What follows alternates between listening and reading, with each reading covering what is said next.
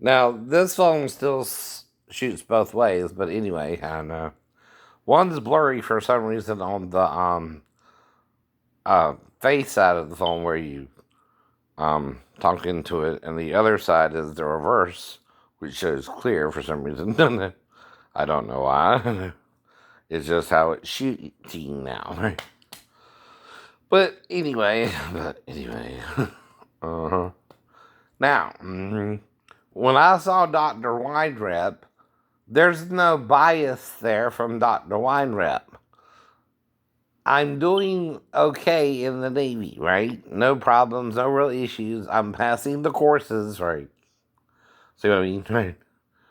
Until I get to the ship. What's the problem there?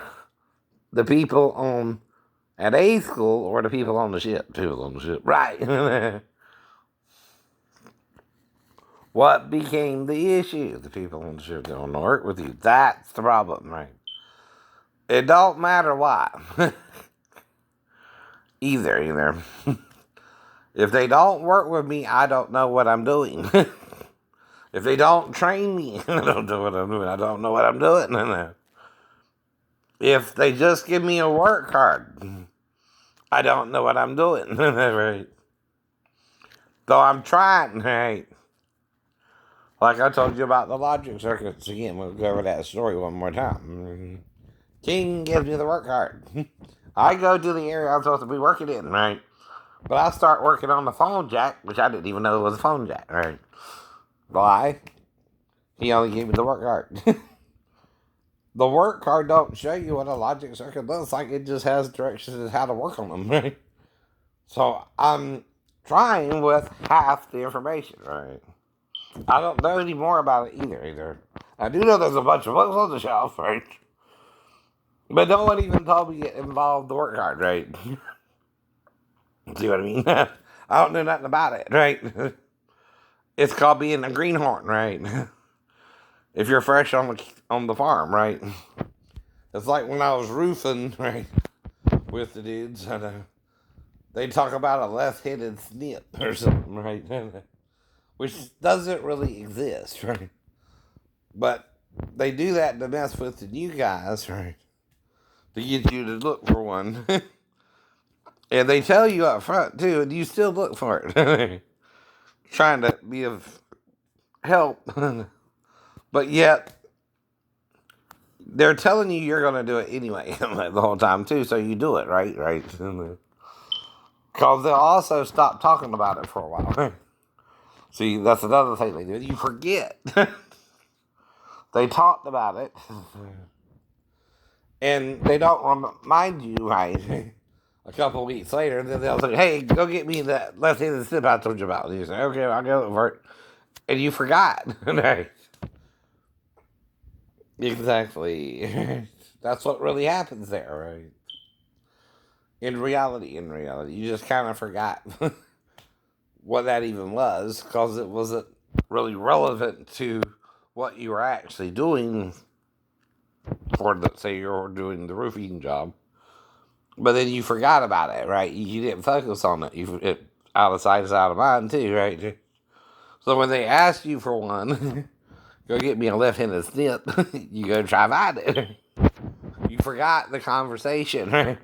Because after they told you, you didn't focus on it because it was something you kept in your mind, right? Same is true if you're told there's one tree in the garden you're not supposed to eat of, right? By the way, this is true of Adam and anyone, right? But you're not told a lot of details about it. It's just called the tree of the knowledge of good and evil. And you're just told, in the day you eat it, there you will surely die. And even though after all that happened, you live 930 years before you die, you still died in the day you ate there somehow. Because it said you would. It said you would. But we think this was a piece of fruit from a fruit tree, right? I don't. I don't anymore, right? That's all I can tell you, too, right? There was a time they believed that Adam and Eve had sex with Satan and Eden. That he even raped Eve a little bit through being the superior being. Right? See, another way to rape someone is you have power over them through knowledge and intellect, right? And you're gentler with, say, the woman as you were with the man as well. Right. If you were to have sex with her. See. Until it's his turn. Then you're rough with him, you make him ashamed of it, right? And wish he had never done it, right? And he's the key to open the door anyway. Or close it, and never be in the door again, right? Or go through the door again, right? I know. Right. Ladies, you're the door, right? By you, if any man enter in, he shall come in and find pasture, right? Grass. You're the door to the sheepfold. And he's the key. That inserts into the door to open up life for male or female children. This is what it all means. But the one who tricked us was not a man or a woman. He was both. Why? Because the first image of a spirit is neither a man nor a woman. From which both a man and a woman can be taken, right? Now, if we forget this teaching, or Constantine didn't like it because that means a hermaphrodite is above the male and the female, right? And he only wanted the male to be the leader, right? Or the ruler, right? Overall, like Satan does, right? Like the Gnostic said, you're switching the real Jesus if you make him male, who was a hermaphrodite, right, with female breasts, according to John, right, into a different person, right, on the cross, right? You're replacing the real Jesus with a fake Jesus, right? A laughing Messiah, if you will, right? That's what they were talking about, right? But unless you know, okay, Jesus was not a man, right? And what that means from the Old Testament, God is not a man, right? And how that applies to the New, right? Mary could not be with a man either, nor Elizabeth for that matter. But both got pregnant within 6 months of each other by a being who was identifying himself as Gabriel, who spoke to Zechariah in the temple, and Mary herself wherever she was at in Nazareth, right? Now, the first annunciation is in Nazareth, right? Then she goes to where Elizabeth lives, which is still a different city, but not Bethlehem, right? They don't go to Bethlehem till the taxation because they got to go to Joseph's city, being that he's the son of David. He has to go to Bethlehem, right, to be registered there, right, for the taxation, right? And this is about 6 BCE, right? Right, because Herod dies 4 BCE, right? But we're trying to figure it all out. Some things might be a little off, a little on, a little within the general idea, right? No man retains knowledge perfectly unless he write it down as he's gathering it. And some of the things they didn't write out till later on, right? About 15 to 20 years later, even. After it all happened in 26 AD, right? Or 27 AD. It might not have even been 33 AD if you mess with the calendar, right? The reason it is 33 AD, according to one of the calendars, is they zeroed it out. Or made it from 1 BC before Christ was born, and then 1 AD when he was born, right? And from 1 AD to 33 AD is how long they figured he lived, right? At least 33 to 32 Passovers, right? Now, technically, right, Jesus died in the 33rd year of the Roman calendar, right? So he lived technically 33 years. Though legally he only lived 32 years, because before that year was completed, he died at Passover, which is in March, April. So it was still around 33 AD when he died. Maybe even 32, however that works, right? Right. Though 1, 2, 3, 4, 5, 6, 7, 8, 9, 10, 11, 12, 13, 14, 15, 16, 17, 18, 19, 20, 21, 22, 23, 24, 25, 26, 27, 28, 29, right? He was about 30 when he began, right? So he was not yet 30 when he began, right? So he must have turned 30 the following year, but that depends on what calendar you gotta do, right? So we got that problem. Which calendar are we using here, right? And again, one calendar, the sacred calendar, starts in February. One calendar, the civil calendar, starts in September, right? But this also has to do with birth weights, right? And when babies are born, right? It's called the civil calendar, right? There are two Jewish calendars, by the way. Not one, right? Back then. The sacred calendar starts in February, March, or Nisan, right? I don't know. The other one, I forgot the name of the month, but it's the 7th month after Nisan, or 6th month after Nisan, right? And it starts then, which is usually either August, September, or September, October, right? I'm not sure which one, right? But usually the months fall within half a month of the Roman calendar, because one's a solar calendar, one's a lunar calendar too, right? In other words, they determine that the sun goes around the earth 364 and a quarter days a year, right? And made their calendar based on that summation, right?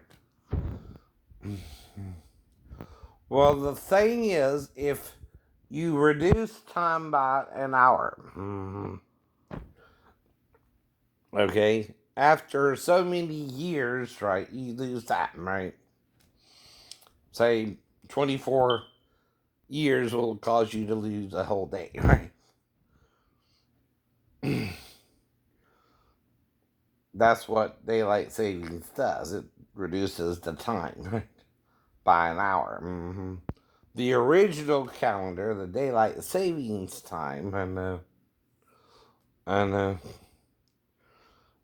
one is the original time, and one is daylight savings, which removes the hour, right?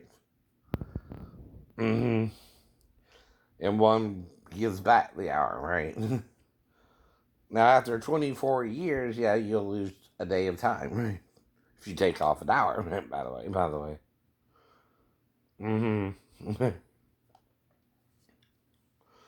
And the reason you're doing that is why? You want to? Okay. You're going to do it anyway. I understand. Right. But another thing is what? You're choosing to do the abusing. Or you're choosing to help. I know. Or you're helping, thinking you're helping, but you're really not, and vice versa. Right? You're arrogant. Right?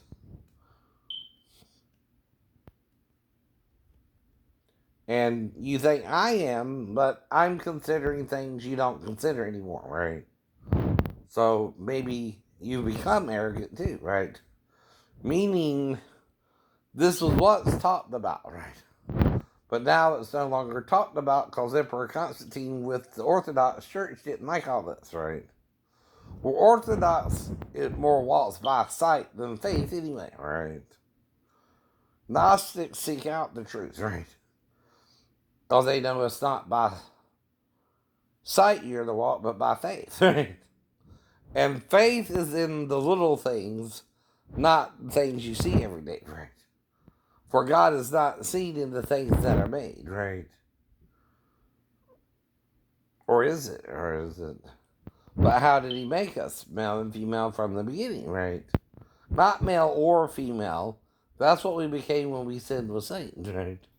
But male and female, I know. From the beginning. A man and woman get together to create another son or daughter, right? And you can only create sons or daughters unless you have a third gender, which can only be introduced by an angel who sinned against the order, right, of the male and female, being the reproductive form of God, right? Yeah. And that's what I'm trying to explain to you, right? The reproductive form of God is male and female. The first form of God is androgynous, so that when they become male and female, they're pure body. They're a pure body. Uncorrupted. No issues, made purely by the Spirit into an adult. And then made male and female, and then made male and female by taking the female out of the male, right? Which is in him. You can't take something out of me that ain't in me, and she is at least in me DNA-wise, XY. She's XX, right? XY came XX, right? No, the hermaphrodites are XXXY, XO, XO, XX, XO, XY, XXX, X, XY, even. And why is that? That's what you get when you have sex with something that's XXXY. Only way you can have it all. And a few might have been XO for some reason when they did it in the days of Noah. Right? That's why it's in the gene pool, right? They did it twice. Once in Eden to corrupt Adam and Eve themselves, and then at the flood, right, to corrupt others in the human genome. Only the line of the Israelites got it, right? Because they taught this from their oral traditions until Moses wrote it down, right? And they were told not to change it, right? The story itself, unless you're explaining it further, which is different, right? Yeah. You can explain it further both in the oral and the written, right? But what you can't do is change the original story they were told, right? You can further explain it if there are little holes in it, right? What the holes mean. But you can't change the overall story, right? Some people think that means you can't see it as what it was, what Adam told his children until Moses wrote it down, right? Which is how they're presenting it if you're Hebrew, right?